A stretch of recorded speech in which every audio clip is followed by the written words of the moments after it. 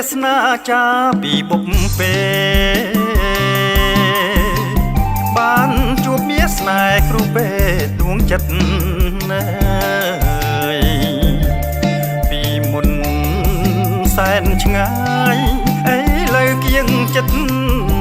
ឬព្រំលិខិតលោកជួយដឹកដៃយំវគ្គប្រធានខឈការពីនៅសមរភូមិក្តៅតំបន់តាតៃវត្តកោះអនដែតលោកមានបារមីសូមជួយដឹកដៃជួបថៃពុំងាអោព្រែកទឹកសាបខាប់ចិត្តភាំងក្តីលឺពីងពីស្រីស្រស់សោភី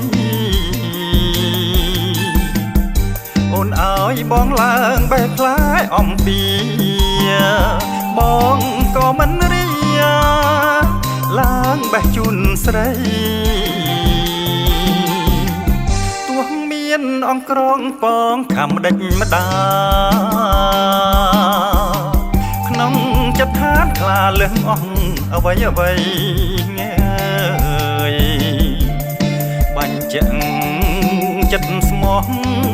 ស្មាំងបំរើស្រីថាបងភក្តីគ្មានថ្ងៃព្រួលប្រែ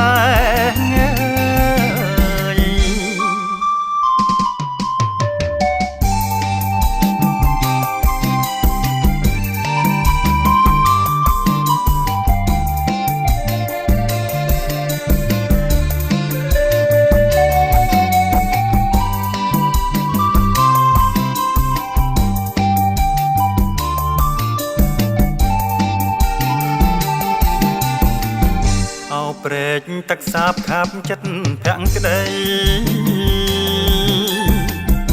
លឺពីងពីស្រីស្រស់សោភី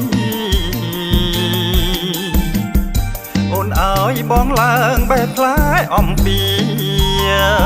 បងក៏មិនរៀ